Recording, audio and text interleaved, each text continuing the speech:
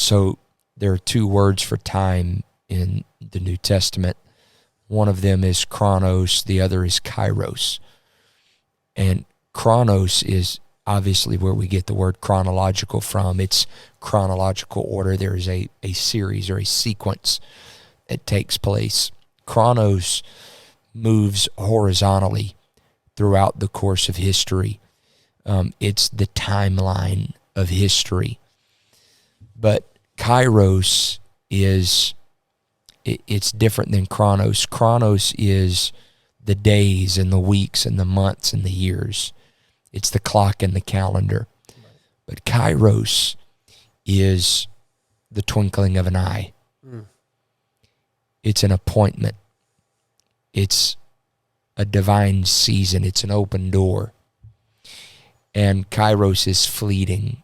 It's an opportunity that has to be seized. I heard a quote once that said, the opportunity of a lifetime must be seized in the lifetime of the opportunity. Because when it's gone, it's gone. Yep.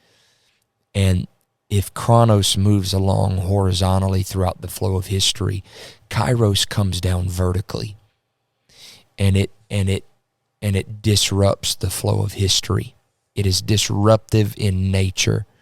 That's why when Jesus started his ministry, the Bible said that he went preaching the gospel of the kingdom, saying he said the time is fulfilled, yep, and the kingdom is at hand. Yep. That word time is not Chronos, it's Kairos.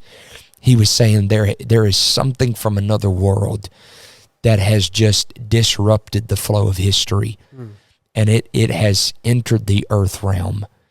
And from that moment on, Jesus began to unsettle everything. And it was the greatest visitation the world had ever seen. And so they're Kairos moments. However, you don't get Kairos without Chronos. You're just flowing along through the course of history, and then boom, there's a God moment. And then you're flowing along through time, and then boom, there's a God moment. It's tarrying versus the suddenly.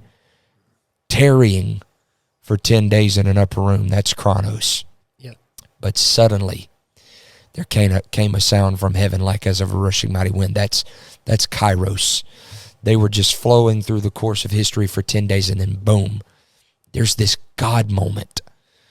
And so, if we're not careful, we can get discouraged with the monotony and the mundane moments of time.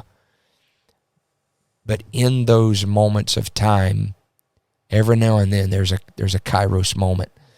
And the best way that I describe it is I say, I call it drifting into it.